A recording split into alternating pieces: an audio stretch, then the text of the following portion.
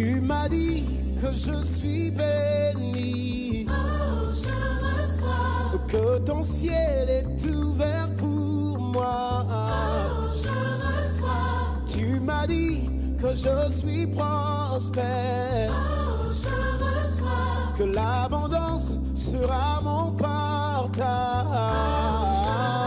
Et pour ma vie, et pour ma famille, et pour mon année, moi je suis favorisé. Pour mon travail, mon mariage, pour ma destinée, je suis favorisé.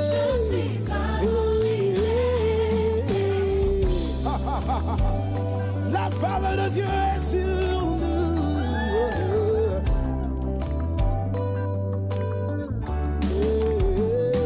Tu m'as dit que je suis... La Bible dit que l'homme ne se nourrira pas seulement de pain, mais de tout ce qui sortira de la bouche de Dieu. Et c'est sa parole. C'est pour cela que tu as prié pour ton cœur, à ce qu'il soit disposé à recevoir la parole de Dieu ce matin au nom de Jésus. Seigneur éternel Dieu de gloire, nous te prions Père, à ce que nos cœurs, ô Dieu, soient disposés. Disposés, Seigneur Papa, à t'écouter. Pas seulement t'entendre, Seigneur, mais t'écouter, ô Dieu. Nous voulons, Seigneur, recevoir cette parole. Nous voulons, Seigneur, qu'elle vienne nous transformer. Nous prions à ce qu'elle puisse venir nous changer, Seigneur éternel. Oui, ô Dieu, fais-nous du bien au travers de ta parole. Dans le nom de Jésus. Amen.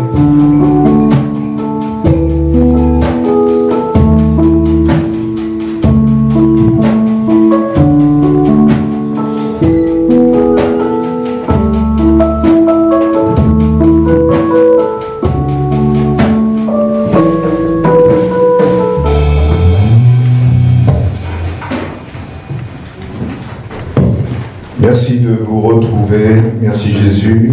Je demande au Seigneur de demander simplement que sa grâce fasse la parole, non pas moi, mais sa parole. C'est une grâce ce matin que nous sommes ensemble. Et je remercie le ciel pour cette parole parce qu'il nous donne la force. Dieu vous bénisse.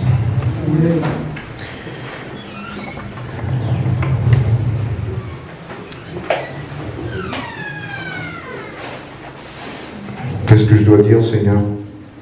Cette parole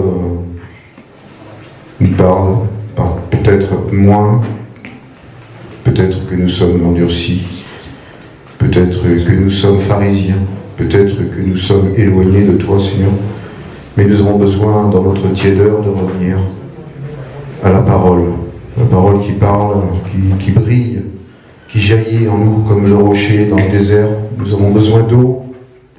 Nous avons besoin de ta force, oui, de ta puissance, mais nous avons surtout besoin de ton amour pour parler vrai de toi, Jésus. Alors prenez avec moi tout de suite, sans tarder, 1 Samuel, au chapitre 2. Merci.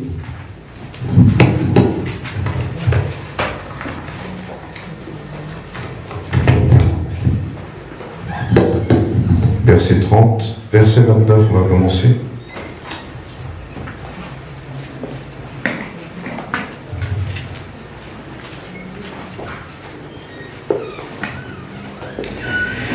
Or, vous traitez, 1 Samuel chapitre 2, verset 29, or, vous traitez sans respect les sacrifices et les offrandes que j'ai commandé de me présenter en tout temps. Pourquoi donc?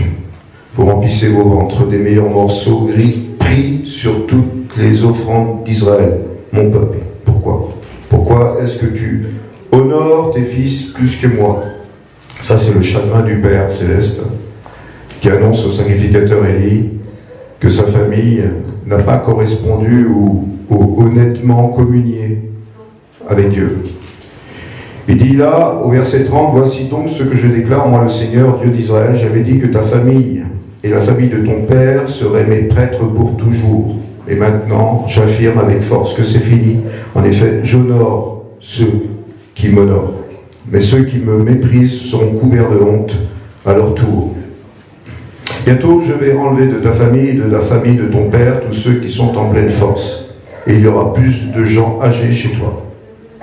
Il n'y aura plus de gens âgés chez toi. En tout temps, tu vivras dans la peur, tout se passera bien pour le peuple d'Israël. Alléluia. Le peuple a besoin de nourriture, la nourriture céleste que Dieu veut donner ce matin. La bonne nourriture. Voilà la fausse de l'homme. Il est parlé là de l'homme, il n'est pas parlé du peuple. Le peuple, Dieu réserve des droits au peuple de bonnes nouvelles, d'évangile, de la paix de Dieu dans le salut qui est éternel en Jésus. Le verset 32, en tout temps tu vivras dans la peur, tout se passera bien pour le peuple d'Israël, mais dans ta famille, les gens ne vivront pas longtemps. Pourtant, je garderai quelqu'un de ta famille près de mon autel, mais ce sera pour brûler tes yeux de larmes et pour te remplir de désespoir, et tous les autres hommes de ta famille mourront. Et ça, c'est une prophétie qui s'est réalisée aujourd'hui. La prophétie qui s'est réalisée sur le sacerdoce de Élie. Le thème d'aujourd'hui, c'est des sacrificateurs selon Sadoc. Ils vont revenir à Sadoc. Mais là, nous sommes face à un Élie qui correspond avec sa famille plus qu'avec Dieu. Et ses enfants, même, il est parlé de ses enfants qui sont touchés, Ophni et son autre enfant qui est touché à cause de ça, parce que le père n'a pas déclaré sa riposte de la malhonnêteté d'une famille qui mangeait les morceaux les meilleurs que le peuple lui présentait et qui faisait de cette viande bouillie, qui n'en voulait plus de la viande bouillie, de faire bouillir la viande au pot-au-feu. Mais c'est bon ça, alléluia. Mais on n'en veut plus. Alors on mange les meilleurs morceaux. Et là, c'est une révélation qui a deux sortes de sacerdoce ce matin. Il y a une prophétie qui se réalise aujourd'hui dans le monde entier, dans les églises. Pourquoi les églises sont malades? Pourquoi les églises réagissent avec des raisons tout à fait personnelles, égoïstes? Parce qu'il y a un confort dans l'autorité de l'église qui peut arriver. Et c'est pareil pour moi, l'évangéliste. Il faut que je me méfie. C'est pour le pasteur comme pour tout ancien, nous devons nous méfier de cela. Et je ne parle pas pour cette église, je parle pour l'église. Aujourd'hui, c'est la prophétie qui est révélée, même en Amérique. On devient tiède, on est sec dans notre foi, et Dieu ne veut pas ça. Alors il réveille Élie, et lui dit carrément, je vais ôter ce sacerdoce que j'ai mis sur ta vie, et tu ne seras plus prêtre. J'ai vu, moi, dans ma relation d'évangéliste, et j'ai prévenu des églises. Et d'ailleurs, ici, il a été prévenu que l'hypocrisie ne devait pas être dans l'église du Seigneur. Rappelez-vous, il y a des années, je ne sais pas si vous étiez là, le pasteur était là, il m'en a parlé il n'y a pas longtemps, l'hypocrisie a été dénoncée. Et 2 semaines après, division. Il y en a qui sont écartés de l'église, et qui ont emmené d'ailleurs le troupeau ailleurs. Aujourd'hui, on connaît que, non, Dieu est amour, il veut que le peuple réuni de la terre soit ensemble. On n'est pas Brazzaville, on n'est pas Congo-Kinshasa. On s'aime. C'est ça la différence des mecs que Dieu veut donner ce matin et aux sacrificateurs que Dieu veut donner aussi une parole. Alors, 1 Samuel, au chapitre 2, 29, il est parlé de ces sacrificateurs qui se préoccupent davantage de plaire aux gens que de plaire à Dieu. Puisqu'on voit tout de suite qu'il dit « Or, vous traitez sans respect les sacrifices et les offrandes que j'ai commandées. » Et cette réprimande nous touche, nous, les anciens. Parce que ça traite de ce que nous sommes, jamais de réprimande. Mais non, c'est très important de se remettre en question dans l'Église du Seigneur. Hypocrite que vous êtes. Le pasteur a prêché la semaine dernière sur les pharisiens, quelque part. Cet homme qui reçoit Jésus, mais qui ne reçoit pas l'honneur de regarder plus loin que le bout de son nez, qui ne respecte pas la personne. Et cette femme qui s'humilie à côté. Vous voyez les deux sacerdoces? Vous voyez les deux différents sacrificateurs, là? L'homme qui refuse de donner son pain, le bon, le vrai pain de Dieu, au peuple de Dieu, et celui qui s'humilie, celle qui s'humilie devant le Seigneur et qui devient vraiment une sacrificatrice de Dieu, un sacrificateur de Dieu. La grosse différence, elle est là, dans l'Église du Seigneur. Et cette prophétie se réalise aujourd'hui, la honte aux églises. Pourquoi Dieu a dû traiter avec le Covid? Pourquoi il a été à Mulhouse? Peut-être parler à un pasteur qui était loin de Dieu. Parce que le pasteur se gratifiait de ce que son église était la meilleure. Peut-être son bateau était fermé à Dieu en tout cas. Tu es bien trop conciliant envers le péché. Voilà ce que dit le Seigneur si tu es ce sacrificateur qui est tiède ce matin. Tu as trop peur de réprimander parce que tu es absorbé par le souci de ton propre confort. Alors Seigneur, je me repens. Si celui-là, c'est moi, pardon. Si je suis ce sacrificateur égoïste, pardonne-moi. Si j'ai pensé mon confort avant le confort de mon prochain dans l'église du Seigneur, alors je suis coupable. Mais je me repens. Parce que je veux être ce sacrificateur que tu veux de moi. Alors quel sacrificateur? Quel sacrificateur?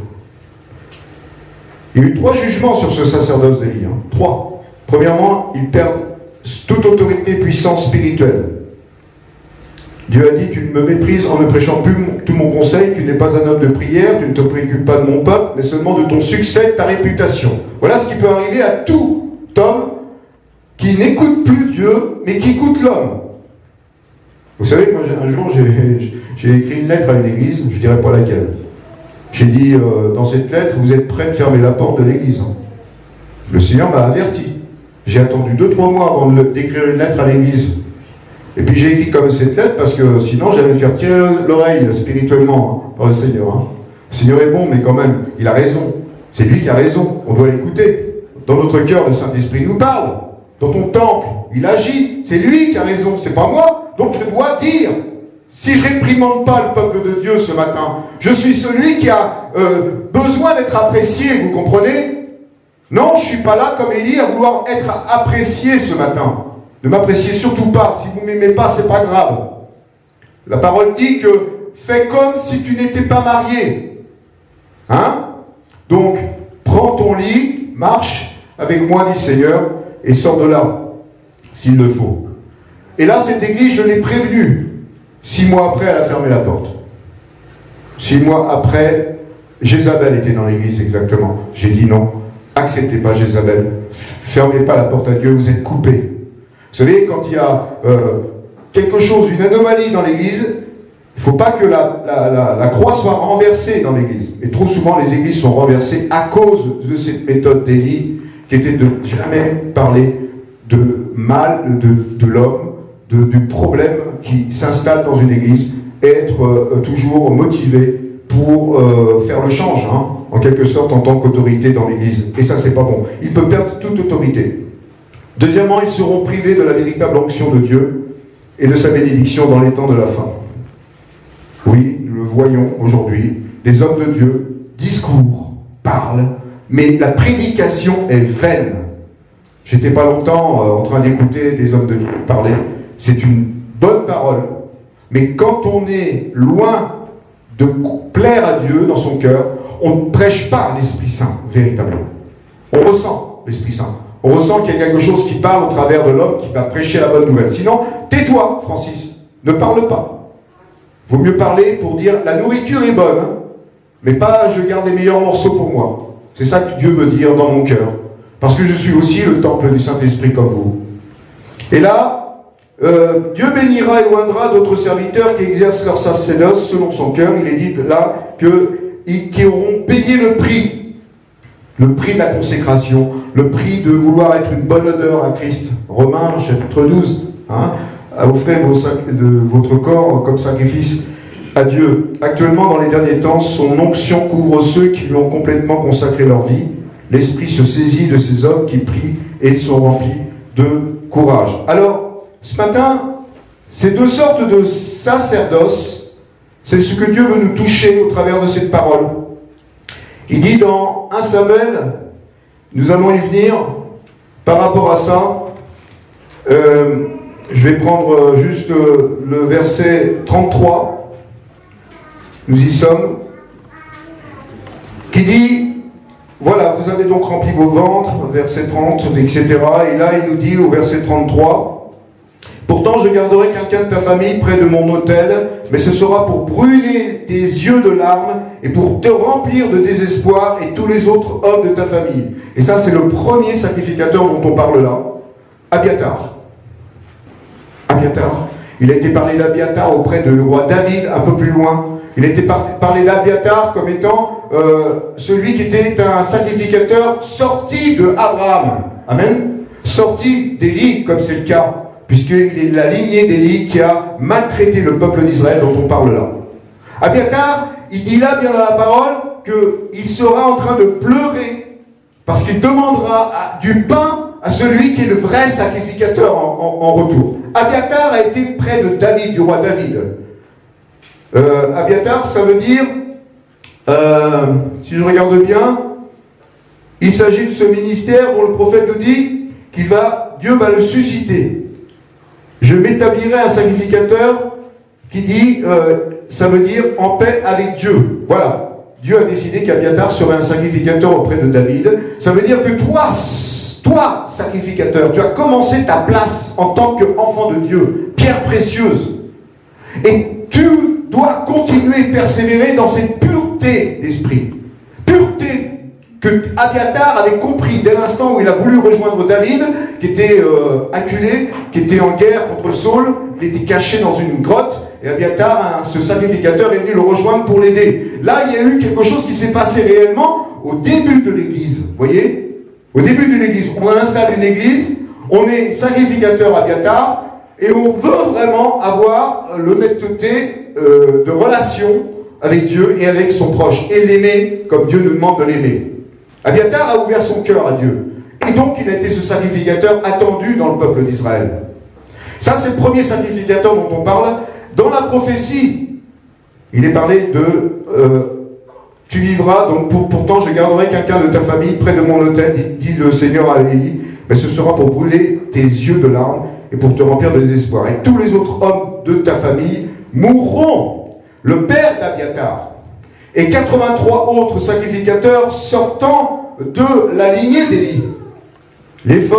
Portant l'éphod, furent abattus par Dog un peu plus tard. Ça veut dire que la prophétie là, dont on parle, là, s'est réalisée, toute sa famille a été dispersée et tuée. À part Abiatar, qui s'est enfui.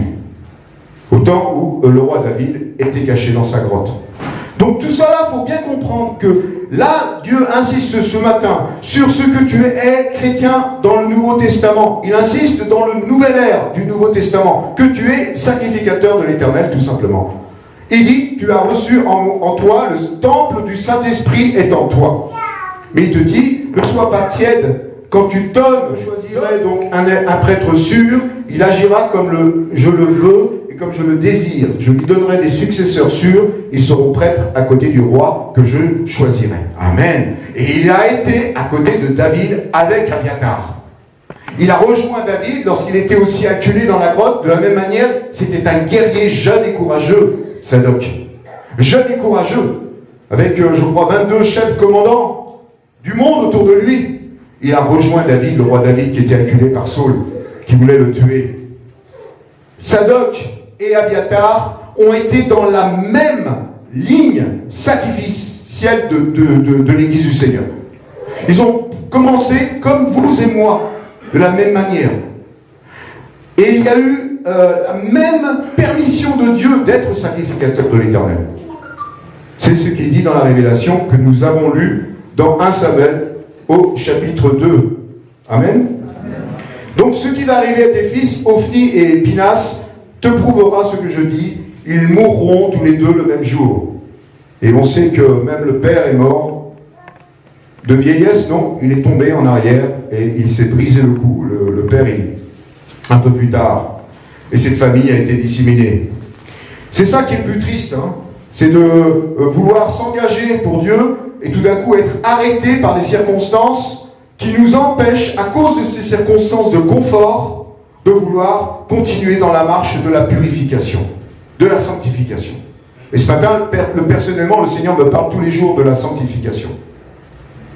Quelque chose se passe pour une autorité.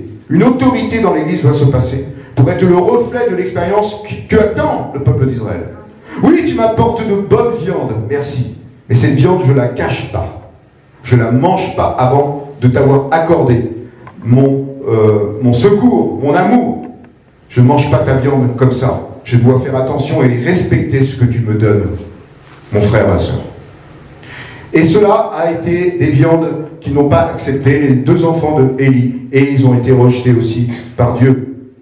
Alors, 1 Roi maintenant, prenez avec moi 1 Roi, chapitre 1, versets 5 à 9. Et nous allons creuser un peu plus ce qui se passe autour de Tsadok et de Abiatar.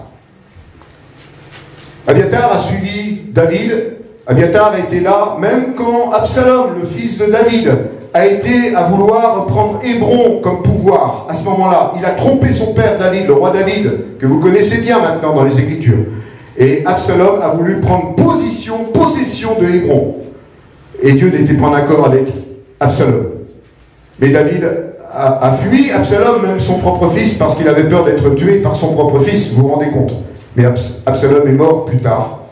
Et déjà, il avait perdu le fils qui était né de Bathsheba, David. Il a perdu beaucoup d'enfants dans ces guerres, David, le roi David.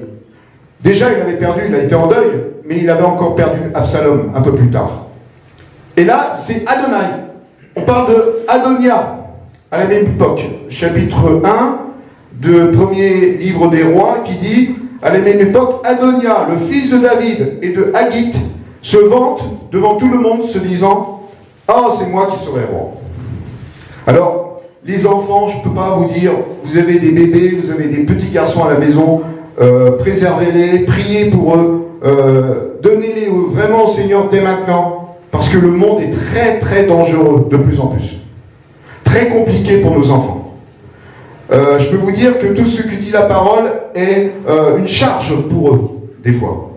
Parce que des fois, ils se disent dans leur cœur, ah oui, mais ça me tente d'aller de ce côté-là. Il y a des gens qui sont dans l'homosexualité, dans la famille.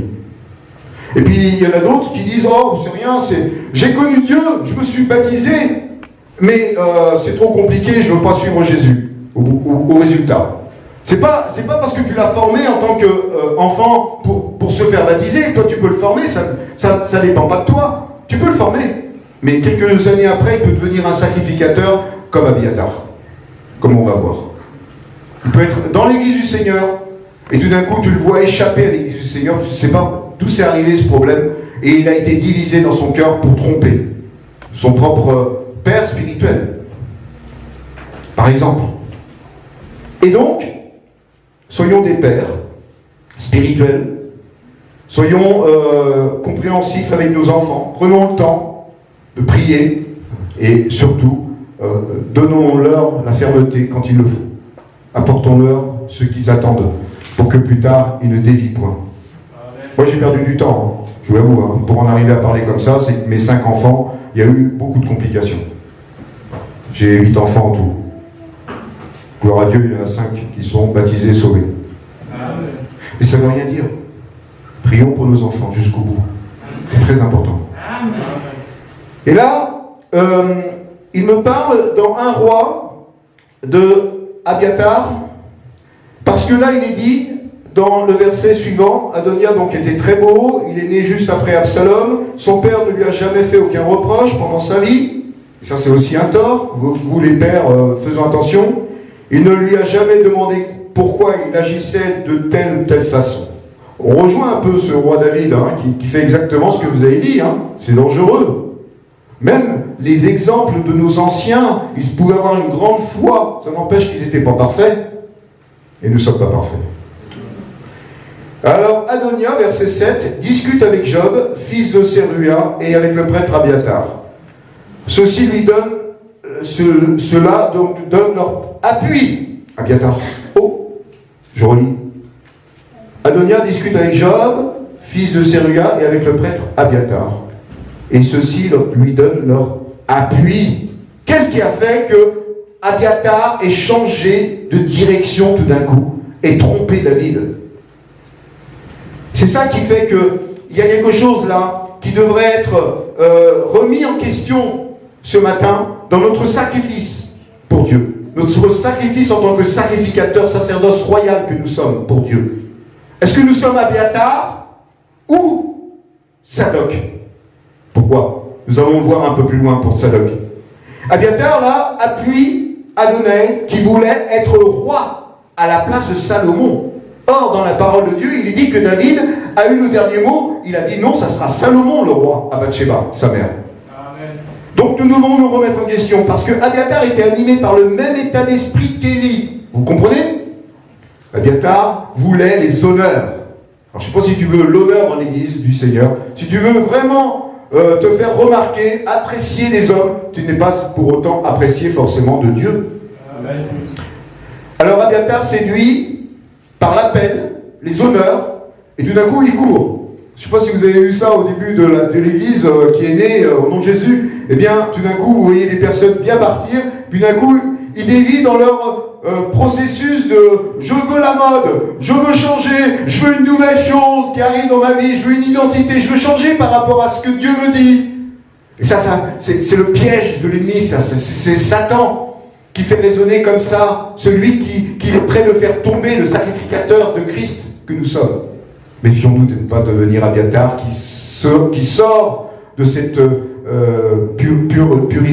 purification de Dieu qui est le sacerdoce royal.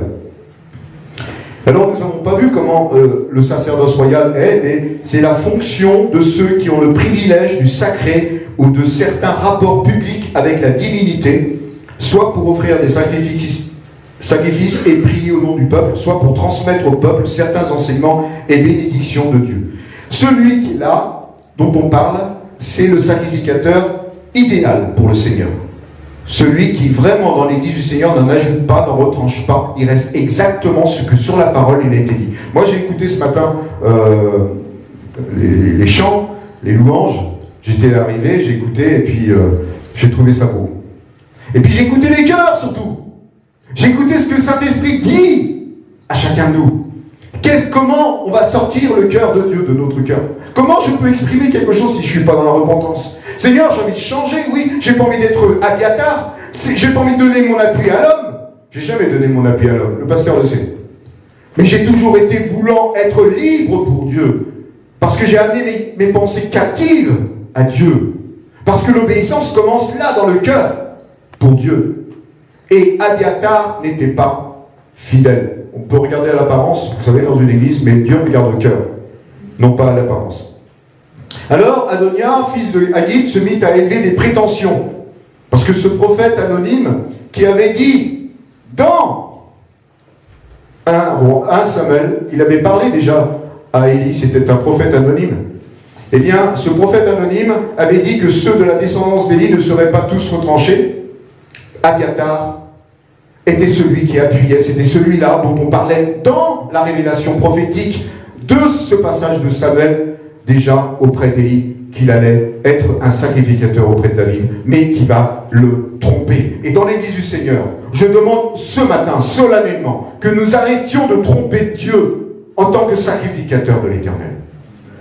Que nous nous reprenions dans l'estime. Notre estime, elle est peut-être forte, peut-être que nous avons cet orgueil de croire que nous sommes de Brazzaville plutôt que de Kinshasa. Je ne sais pas. Non, c'est pas comme ça que Dieu voit les choses. Je disais autrefois, j'étais en train de donner une parole aux gens du voyage.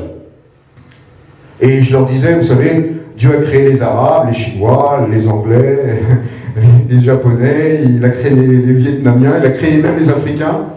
Il a créé, amen, Dieu fait ce qu'il veut. C'est ça qu'il faut comprendre. C'est que Dieu est capable de changer la méthode de penser, la méthode de raisonner, la méthode de s'appuyer toujours comme étant le sacrificateur idéal, satisfait de nous-mêmes, méprisant l'autre au résultat. Vous savez, dans l'Église, il est dit que celui qui disait « je suis meilleur, regarde, je ne suis pas comme celui de ma droite », et l'autre qui était en train de pleurer parce qu'il était pauvre, aveugle et nu, il avait prié pour que cette repentance soit entendue du Seigneur, humilié devant Dieu, qui s'humiliait lui à genoux. La différence, elle est là entre deux sacrificateurs. Et j'ai entendu le prêche du pasteur la semaine dernière et ça m'a fait beaucoup de mal pour cet homme qui n'a pas reçu Jésus correctement. Ça veut dire qu'il ne reçoit personne correctement. Personne. Et les gens sont endurcis dans l'Église à ce point-là, au point de ne plus être Sadoc, un sacrificateur idéal, au nom de Jésus. Je ressens que l'Esprit Saint est là, je ne sais pas si vous ressentez, mais l'Esprit Saint est en train de nous parler. Il me parle beaucoup, parce que ça me parle beaucoup. pour moi aussi mon autorité en tant qu'enfant de Dieu. Je ne veux pas être à ce poste pour continuer à être Abiatar. Je veux être à ce poste pour continuer à être fidèle à Dieu. C'est ça la différence. Que Dieu vous bénisse. Amen. Alors pas un seul. Non, Adonia voulait une nouvelle vague, l'exaltation, le moi, l'orgueil. Vous voyez le monde qui avait pris l'Église de court. Et nous, pasteurs, on doit se méfier de cela et on doit réprimander pour pas qu'il y ait de la nourriture volée dans l'Église du Seigneur. Oui, pas un seul pieux parmi eux, ni Tsadok, ni Nathan, pas un seul avait été accepté. Ils avaient rejeté même Salomon. Adonia a dit qu'il voulait être roi. Il a donc commandé l'appui de Abiatar, et Abiatar a décidé, en tant que sacrificateur, de venir l'appuyer. Même si c'était faux, il voulait les honneurs, comme Élie a voulu les honneurs. C'est grave d'avoir cette fonction. Facile? Non, c'est pas si facile. Ça veut dire qu'ils ont commencé bien, mais ils ont mal fini. Et moi, je veux pas que ma famille soit brisée. Je veux pas que l'église ferme. Non, je vois ça dans d'autres églises aujourd'hui. Cette division qu'il y a pu, ces années passées, avoir ici même. Je ne veux pas de ça. Je préfère dire la vérité ce matin. Au nom de Jésus. Oui, assoiffé de pouvoir et d'honneur, c'est moi qui serai le roi. Il n'y a pas de pape dans l'église, hein. Je l'ai dit une fois, il n'y a pas de pape dans l'église. Non. Amen. Et pour finir, dans 1 Roi 1,7, il est dit, je lis, Adonia discute avec Joab, fils de Séria, et avec le prêtre Abiatar, et ceux-ci leur donnent leur appui. Et donc il y eut un entretien secret. Mais Tsadok, le prêtre, Nathan, Salomon, étaient exclus. C'est une bonne chose quelque part. Parce que c'est démasqué tout ça. Même eux, ils ne seraient pas en accord, donc ils n'auraient même pas été à ce colloque, se rallier. Abiatar avait été loyal pourtant à David. Mais à présent, la rumeur circulait, il se passe quelque chose de nouveau dans le pays, vous comprenez, les chrétiens, ils veulent quelque chose de toujours de nouveau. Moi, vous savez, je vais vous dire un truc, je ne cours pas après plein de séminaires qui vont arriver là, dans le pays tout d'un coup, parce qu'après être sorti de la confinement du Covid, on va courir. C'est la panique hein, chez Élie, hein, dans leur famille. Hein. Ils ont besoin toujours de courir. Mais moi, je n'ai pas besoin de courir. Je vais voir mon pasteur, je prie avec lui, je demande pardon, je me remets en question. Il est là pourquoi? Alors, est-ce que c'est un sacrificateur Tsadok? Amen. D'abord, il faudrait savoir si mon pasteur est le sacrificateur Tsadok. C'est ça qui est très important. S'il y a une continuité, s'il y a une persévérance, s'il y a un bon combat de la foi, amen. On roule au compresseur. Voilà ce que j'appellerais ce que nous sommes réellement, que nous devons être en Christ. Alors le cœur d'Abiatar a été séduit parce qu'il semblait être un billet pour la réussite et la prospérité. Et il avait découvert un nouvel homme et un nouveau message. Un jour, j'ai entendu un pasteur à Paris, avec qui j'avais beaucoup évangélisé, devant les gares. On évangélisait avec le drapeau de Jésus. Hein. Eh bien, il m'a dit, Francis, comme ça, j'arrive un dimanche pour aller prêcher chez eux, et il me dit, Francis, il y a un monsieur qui m'a téléphoné, tu le sais. Je dis, ah bon? Oui, il est riche. Je dis, très bien, mais est-ce qu'il est chrétien? Première question. Est-ce que c'est un sacrificateur selon Tsadok? Est-ce que c'est un homme qui pense à toi? Est-ce que c'est un homme qui ne va pas te lécher les bottes, on dit, et après te donner un coup de poignard dans le dos? Alors je lui pose la question, c'est important. Il me dit non, c'est pas grave. Je dis attention, il y a un problème là. Tu ne veux pas faire ça. Tu quittes le corps de Christ. Tu quittes l'Église. Tu deviens... tu fausses spirituellement ton cœur. Tu t'élimines en tant qu'autorité de Christ. C'est comme si on disait, tiens, j'ai envie d'être pasteur. Moi, j'étais faire une école de pasteur. Hein. J'étais faire une école de pasteur. Puis à la fin, au bout de quelques temps, le pasteur, il me dit, ah ben, tu vas devenir pasteur? Je dis non. Je suis évangéliste. Amen. Amen. Alléluia. J'étais au Kenya. Je te disais, c'était là l'autre fois, 300 €. J'arrive au Kenya, c'était merveilleux. Le ciel était ouvert, il y avait des tonnes de personnes qui étaient là, qui donnaient leur vie à Dieu. C'était extraordinaire, hein, le Kenya. Et puis je vois le pasteur qui me dit, ah bon, c'est bien, tu as amené 300 €, on va te consacrer pasteur. Je dis, comment ça? Je ne veux pas être pasteur. J'ai pas envie. Il faut d'abord faut savoir où est ton autorité toi-même. Quelle est ton autorité dans l'Église du Seigneur? C'est intéressant ce matin, parce que le Seigneur donne des développements là. Et là, j'étais face à cet homme dans la voiture et je lui dis non, mon pasteur c'est Jésus. Je lui dis c'est pas l'homme. Attention ça. Attention ça. Et donc, j'ai donné mes 300 € à l'église pour payer son loyer. Amen. Fin d'histoire. Alors, au lieu de se repentir, ils viennent là, aux aguets de nouveaux programmes, en train de courir, en train de discourir, sans crainte contre le péché, en vérité. Sans crainte contre le péché. Ne donnant pas la vraie repentance dans l'église du Seigneur, en ne s'humiliant pas, mais disant des bêtises sur l'autorité reçue, soi-disant, je suis un évangéliste. Vous voyez, je suis un évangéliste. Hein. Quelle étiquette, hein. Quelle tristesse, oui.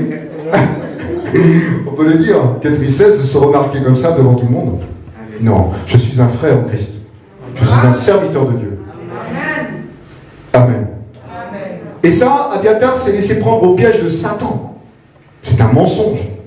Cette culpabilité qu'il n'a même plus conscience d'avoir. Se livrant ainsi à une démarche tout à fait charnelle. Soutien d'Abiathar, séduction, orgueil, pensez tous les noms. Et là, on déteste plus du tout la parole, la vérité, et on s'allie à la fausseté. C'est ainsi qu'il s'est joint aux autres au lieu du serpent. Vous savez que ça s'appelle le lieu du serpent. Là, dans Adonai, il est parlé du lieu du serpent. Adonia a eu... c'est vraiment incroyable.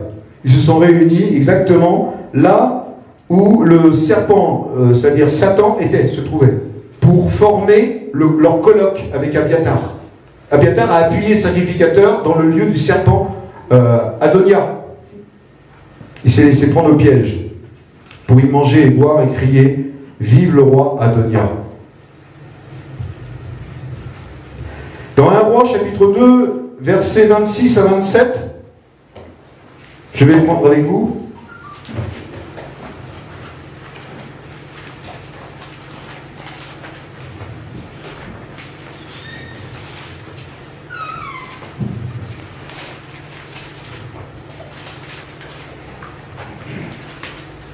Ensuite, le roi dit au prêtre Abiathar, « Retire-toi à Athos, dans ta propriété. » Le roi était très fâché, c'est normal.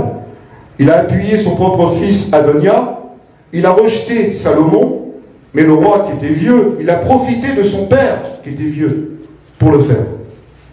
Tu mérites la mort, mais je ne te ferai pas mourir aujourd'hui. En effet, du temps de mon père David, tu as porté le coffre de l'alliance du Seigneur, et tu as souffert avec mon père tout ce qu'il a souffert. Et là, David dit carrément, hors de ma vue. Moi, vous savez, je préfère être sévère ce matin. Mais hors de ma vue, tout ce qui représente la fausse identité de Christ, tout ce qui représente le sacrificateur d'autorité soi-disant de Christ, tout ce qui est apprécié de l'homme, hors de ma vue, au nom de Jésus. Pour que ça soit uniquement la pensée de Dieu qui résonne dans mon cœur et qui donne les bons conseils à ma vie. Ainsi, le roi Salomon chassa Abiathar du sacerdoce du Seigneur, et c'est ça la prophétie de Samuel auprès d'Élie. Il a dit, nous le rappelons, pourtant je garderai quelqu'un de ta famille près de mon autel, c'était Tsadok, et ce qui va arriver à tes fils, il l'a dit, mais ce sera pour brûler tes yeux de larmes et pour te remplir de désespoir, et tous les autres hommes de ta famille mourront. Et il dit un peu plus loin, celui qui restera en vie dans ta famille ira se mettre à genoux devant le prêtre. Il lui demandera une pièce d'argent et de la nourriture en disant, je t'en prie, donne-moi n'importe quel travail à faire auprès des prêtres. Et c'est Abiathar. Abiathar a été détruit dans sa vie spirituelle. Il a été retiré son autorité de Dieu et il a perdu le pouvoir, le change qu'il a voulu lui augmenter en lui, cette idole de vouloir dépasser l'autre. Et il a fait qu'il soit le dernier de la classe. Pas pour autant que Dieu ne nous aime pas. Hein. Non, non, Dieu veut que tu te repentes. C'est ça la différence. Mais Dieu enlève l'autorité à celui qui ne porte pas le sacerdoce royal du Seigneur. Alors, il dit David, ne me parlez plus de Abiathar. Hein. matin, moi je voudrais vous dire, repens-toi si tu es Abiathar. Repens-toi si tu es ce sacerdoce faussé, hypocrite, qui court auprès des mets succulents et qui réclame le confort avant de voir ce pauvre qui est dans la rue et qui a besoin de conseils, de tes conseils. Si tu étais enfant de Dieu, si tu te traites comme enfant de Dieu, change. Et là, il dit, allez chercher Nathan, j'ai peu d'estime pour Abiathar. Dites à Nathan de prendre une corde d'huile et d'aller oindre Salomon. Amen. Et là, il y a tout ce qui change. C'est un caillou dans ton pied peut-être. Mais dès que tu le retires, tu te sentiras libéré. Tu te redeviendras ce Tsadok que Dieu attend ce matin de toi. Dieu a donné à Tsadok, il était peut-être après Abiathar, comprenez bien. Peut-être qu'Abiathar était ancien, plus ancien que Tsadok. Mais Abiathar a perdu au change. Il était exclu. Même de lui-même, il ne pouvait même plus aller à l'église, tellement il voulait tenir ce sacerdoce de fausseté. Et Dieu l'a remis en question, et c'est Tsadok qui a pris sa place. Parce qu'il a été continuellement à changer lui-même, à se remettre en question, à s'humilier, à se repentir. Et nous devons nous repentir ce matin pour nous demander nous-mêmes, est-ce que nous sommes Abiathar ou Tsadok? Qui sommes-nous réellement? Fermez vos yeux, s'il vous plaît. La parole dit dans 1 Pierre 2, 4, 9, approchez-vous de lui, pierre vivante, rejetée par les hommes, mais choisie et précieuse devant Dieu. Et vous-même, comme des pierres vivantes, édifiez-vous pour former une maison spirituelle, un ensemble, une unité dans l'esprit du Seigneur, un saint sacerdoce, afin d'offrir des victimes spirituelles agréables à Dieu par Jésus-Christ. Car il est dit dans l'Écriture, je vois si je mets en Sion une pierre angulaire choisie, précieuse, et celui qui croit en elle le sera. Seigneur Jésus, ce matin, nous sommes peut-être accablés par notre désir de plaire, notre désir dans l'Église de vouloir faire bonne apparence, mais au fond de nous-mêmes, Seigneur, nous souffrons. Nous n'avons peut-être pas abandonné de vieilles habitudes, de vaines manières de penser, de vieilles manières aussi de vouloir diriger l'autre, de l'esprit de contrôle. Viens le briser ce matin, Seigneur. Viens briser cet esprit charnel, cet esprit qui pense qu'il a raison, qu'il est le meilleur, qu'il veut se faire roi. Et Seigneur, qui a besoin d'éloges.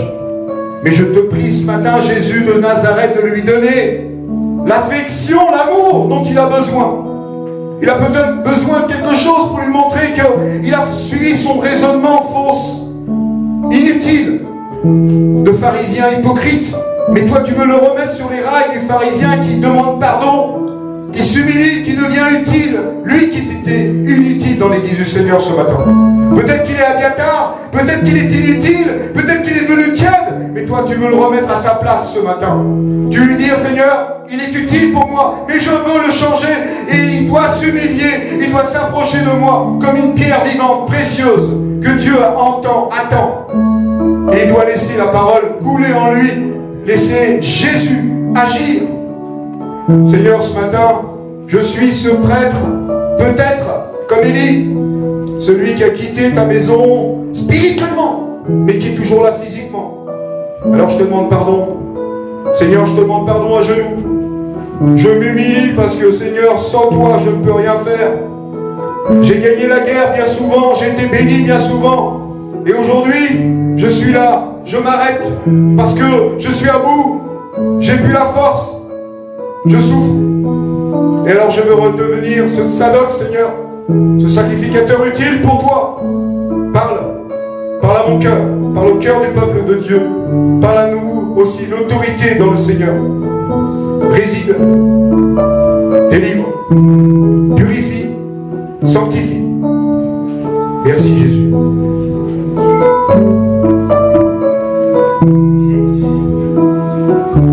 Je vais laisser prier le pasteur avec vous. Que Dieu vous bénisse.